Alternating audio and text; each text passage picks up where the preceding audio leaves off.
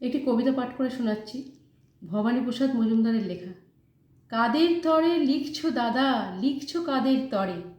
ভোর না হতেই আধার নামে যাদের কুঁড়ে ঘরে, চুষিকাটি ছেড়ে যারা জুতোর বুরুজ ধরে, তারা কি আর কখনো বইপত্তর পড়ে? কাদের তরে লিখছো দাদা, লিখছো কাদের তরে?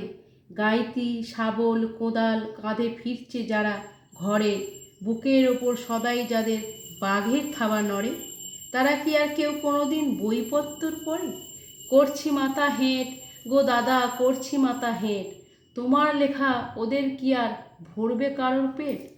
তোমার কেতাব রাজবাড়িতেই পাঠিয়ে দিও, ভেট মিলবে খেতাব, মিলবে খাতির, বাড়বে খ্যাতির রেট। সত্যিই ভীষণ জ্বালা দাদা, সত্যিই ভীষণ জ্বালা।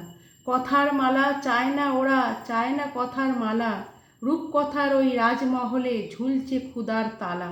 ওদের চোখে স্বপ্ন আঁকে পান্তা ভাতের থালা, পাঁচতলাতে নয়কো যারা গাছতলাতেই থাকে, তোমার কলম তাদের ব্যথার একটু কি খোঁজ রাখে?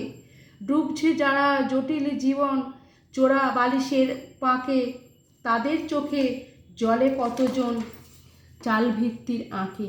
কাদের তরে লিখছো দাদা, কাদের তরে লিখছো দাদা, যারা ভোর না হতেই আধার নামে যাদের কুঁড়ে ঘরে?